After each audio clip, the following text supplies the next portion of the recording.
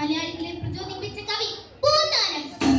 പൂന്താനത്തെ കുറിച്ച് ധാരാളം ഐതിഹ്യങ്ങൾ പ്രചരിച്ചിട്ടുണ്ട്. പൂന്താനം എന്ന ഇല്ലപ്പേരിലാണ് അദ്ദേഹം അറിയപ്പെടുന്നത്. മലപ്പുറം ജില്ലയിൽ പെരിന്തൽമണ്ണ താലൂക്കിൽ നെന്മേനി അംശത്തിൽ പൂന്താനം അഥവാ പൂങ്കാവനം എന്ന കവിഗൃഹത്തിലെ ഒരു നമ്പൂതിരി, ശുദ്ധനായ ഒരു നമ്പൂതിരി.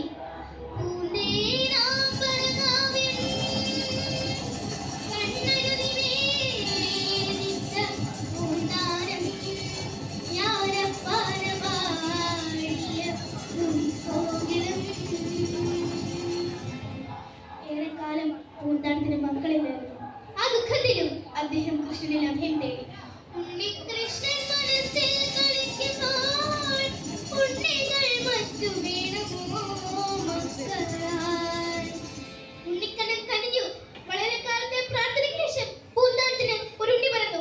ഉണ്ണിക്കണ്ണനെ പോലെ സുന്ദരനായ ഒരു ഉണ്ണി. പൂന്താനത്തിനും അദ്ദേഹത്തിന്റെ വേണിക്കുമുണ്ടായ സന്തോഷത്തിന് അതിരില്ലായിരുന്നു. ഉണ്ണിയുടെ അന്നപ്രാശനയുടെ കർമ്മം, ചോറൂണ് കർമ്മം കഴിവിനൊത്തവണ്ണം അത് ആർഭാടമായി നടത്തുവാൻ അവർ തീരുമാനിച്ചു. എല്ലാവരെയും ക്ഷണിച്ചവരെല്ലാം വന്നു. മുഹൂർത്തം രാത്രിയിലായിരുന്നു. ഉണ്ണി ഒരു ഭാഗത്ത് തുറക്കിക്കിടത്തിയിട്ട് പൂന്താനത്തിന്റെ പത്നി അതിഥികളിലും മറ്റും സ്വീകരിക്കുന്നതിന് വേണ്ടി ഉമ്മറത്തേക്ക് പോയി. ഈ സമയം അതിഥിയായി വന്ന ഏതോ ഒരു സ്ത്രീ ഉണ്ണിക്കിടക്കുന്നത് ശ്രദ്ധിക്കാതെ തന്റെ ഉത്തരം ഉണ്ണിയുടെ മേലെ ലക്ഷ്യമായിട്ടിട്ട് പോയി. പിന്നാലെ വന്ന മറ്റൊരു സ്ത്രീ തന്റെ മേൽക്കൊണ്ടോടെ വിട്ടു. ചോറുണ മുഹൂർത്തത്തിന് അല്പം മുമ്പ് ഉണ്ണിയെടുത്ത് കുളിപ്പിക്കാൻ വെച്ചത് തുണിക്കെട്ടിക്കിടക്കയിൽ ശ്വാസം കുട്ടി മറിച്ചു കിടക്കുന്ന തന്റെ പൊന്നോമന പുത്രനെയാണ്. കണ്ണു തുറക്കണം. അവൾ വാവിട്ട് നിലവിളിച്ചു. പൂന്താനം ഈ കാഴ്ച കണ്ട് സങ്കടം സഹിക്കാനാവാതെ തന്നെ തന്നെ കരഞ്ഞു.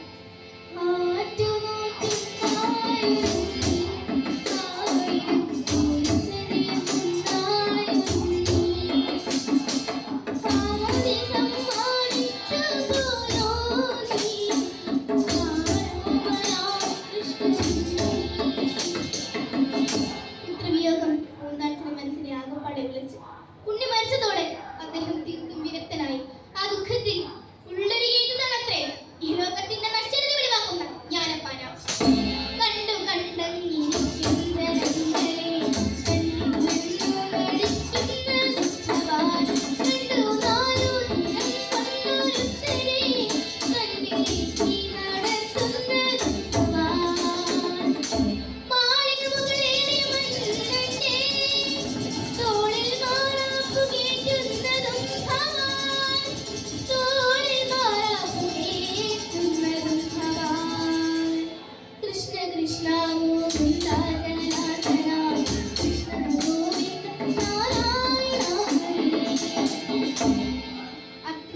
അത്യന്തം ദുസ്സഹങ്ങളായ വ്യസനങ്ങൾ നേരിടുന്ന കാലങ്ങളിൽ ജ്ഞാനപ്പാനീയം കേട്ട മനസ്സിൽ സമാധാനമുണ്ടാക്കി.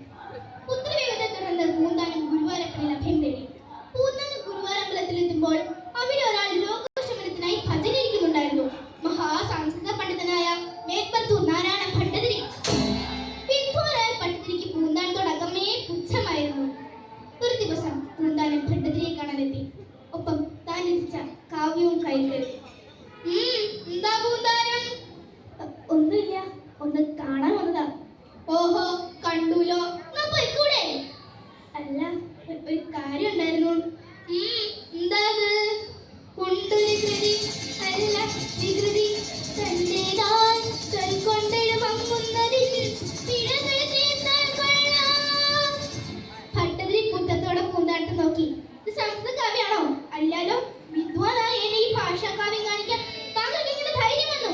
അതുമല്ല, ഈ ഭക്തിയർത്ഥ താങ്കൾ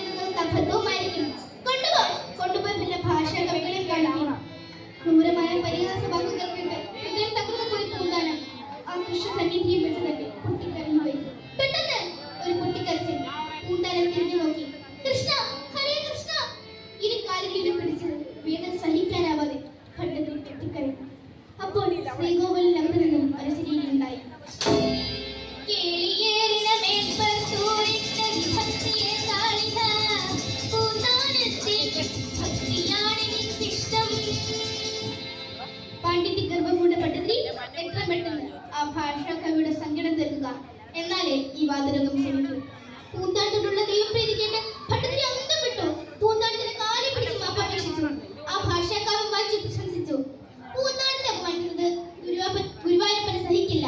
അത്രയ്ക്കാണ് ആ ഭക്തരോടുള്ള പ്രേമം.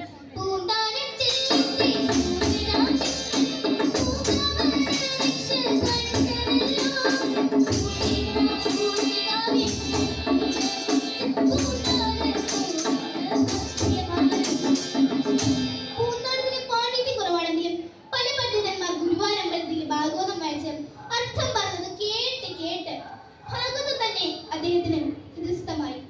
ആര് ഭാഗവതം വായിച്ചാലും അർത്ഥം പറയാൻ പൂന്താനം വേണമെന്നായി ആളുകൾക്കും. അങ്ങനെ പണ്ഡിതന്മാർക്ക് പൂന്താനത്തോട് ഒഫിയുമായി. ഇയാളെ ഒരു പാഠം പഠിപ്പിക്കണം അവർ തീരുമാനിച്ചു. അന്ന് ഗുരുവായൂരപ്പൻ ഏറ്റവും പ്രിയപ്പെട്ട രുക്മിണി സ്വയംവരമായിരുന്നു ഭാഗം. രുക്മിണിയുടെ ദൂതുമായി ഒരു ബ്രാഹ്മണൻ കൃഷ്ണനെ കാണാൻ എത്തിയതാണ് സന്ദർഭം. രുക്മിണി ഇങ്ങനെ പറഞ്ഞ് ഒരെഴുത്ത് കൊടുത്തയച്ചു. പൂന്താനം അർത്ഥം പറഞ്ഞു. ശരിയില്ല, എഴുത്ത് കൊടുത്തയച്ചു എന്ന് ഏത് ശ്ലോകത്തിലാണ് പറഞ്ഞിട്ടുള്ളത്? പൂന്താനം വിളിപ്പിനായി. അപ്പോൾ ശ്രീകോവിലിനകത്ത് നിന്നും ഒരു ശരീരം ഉണ്ടായി. എഴുത്ത് കൊടുത്തയച്ചില്ല എന്ന് ഏത് ശ്ലോകത്തിലാണ് പറഞ്ഞിട്ടുള്ളത്? ആ പണ്ഡിതൻ എന്റെ അടുക്കിലേക്ക് വന്നപ്പോൾ രുക്മിണിയുടെ ഒരെഴുത്തും കൂടെ കൊണ്ടുവന്നിരുന്നു. ഭഗവാൻ കൃഷ്ണന്റെ ശബ്ദം കേട്ട് അവിടെ കൂടെ നിന്നെല്ലാം അത്ഭുതപ്പെട്ടു. കൃഷ്ണൻ പൂന്താനത്തിന്റെ രക്ഷയ്ക്കെത്തി.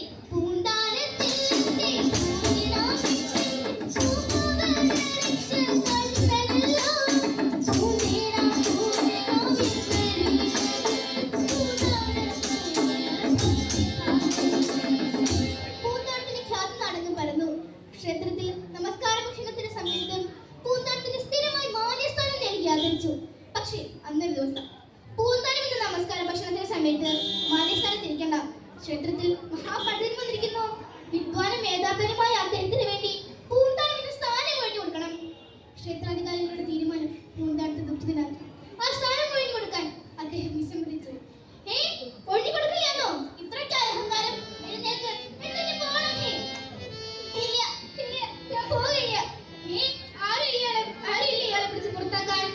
ക്ഷേത്രാധികാരികൾ പൂന്താനത്തെ പിടിച്ചെഴുന്നേൽപ്പിച്ചു. അദ്ദേഹം കണ്ണുനീർ പൊഴിച്ചു. വേണ്ട, എനിക്കൊരു സ്ഥാനം വേണ്ട. കൂടിയല്ല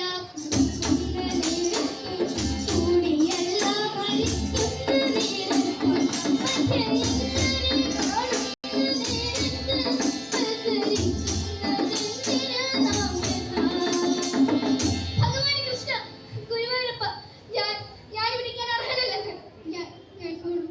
അപ്പോൾ ശ്രീകോവിലിനകത്ത് നിന്ന് ഒരശരീരിയുണ്ടായി. ഈ ദുഷ്ട സംസർഗം വീണ്ടൊഴിച്ചിടുക, ഈ സഹവാസം തിരിക്കാനൊരുങ്ങുക. പൂന്താനം ഇനി ഇവിടെ വരികയോ ഈ ദുഷ്ടന്മാരുടെ അടുക്കൽ താമസിക്കുകയോ വേണ്ട. പൂന്താനത്തിന് എന്നെ കാണണമെന്ന് തോന്നുമ്പോൾ ഞാൻ പൂന്താനത്തെ ഇല്ലത്ത് വന്ന് കണ്ടുകൊള്ളാം. പൂന്താനം ഭഗവാനെ താണു വണങ്ങി തന്റെ ഇല്ലത്തേക്ക് പോയി. ഇല്ലത്തെത്തി അല്പനേരം കഴിഞ്ഞതും ഭഗവാൻ കൃഷ്ണൻ അവിടെ കിടന്നല്ലേ. പൂന്താനം ഇനി ഇവിടെ ഇരുന്ന് എന്നെ സേവിച്ചാൽ മതി. എന്റെ സാന്നിധ്യം എപ്പോഴും ഇവിടെ ഉണ്ടാകും. ഭഗവാനെ കൃഷ്ണ, ഗുരുവായൂരപ്പ, ഭക്തവത്സല, ഈ കാരുണ്യത്തിന് ഞാനെന്ത് സുഹൃത്തമാണ് ചെയ്തത്? പൂന്താനം കൃഷ്ണന്റെ കണസ്ഥലത്ത് ഒരു കൃഷ്ണ വിഗ്രഹം പ്രതിഷ്ഠിച്ചു. ഒരു ശ്രീകോവിലിൽ പണിഞ്ഞു. അവിടെ നിത്യവും പൂജവും നിവേദ്യവും അർപ്പിച്ചു. ആ സ്ഥലം പൂന്താനം എന്നതിന്റെ ഇടതുവശത്തായിരുന്നതിനാൽ അതിന് ഇടതുപുറത്തമ്പലം എന്ന് പേരിട്ടു. ആ അമ്പലവും പൂന്താനം പൂജിച്ച വിഗ്രഹവും ഇന്നും അവിടെ ഉണ്ട്. ഭഗവത് കാരുണ്യത്താൽ പൂന്താനത്തിന് ദീർഘായുസ്സോടെ കൂടി സന്താനങ്ങൾ ഉണ്ടാവുകയും വളരെ കാലം പുത്രമിത്രാദികളോട് സുഖ സമൃദ്ധിയോടെ ജീവിക്കുകയും ചെയ്തു. ഒടുവിൽ ആ പൂന്താനാകുന്ന കാവ്യത്തെ ഗുരുവായൂരപ്പനെ തൃച്ചേവടിയിൽ നർപ്പിച്ച ആ പുംസ്വകലത്തെ ഉടലോട് സ്വർഗത്തിലേക്ക് കൊണ്ടുപോയി.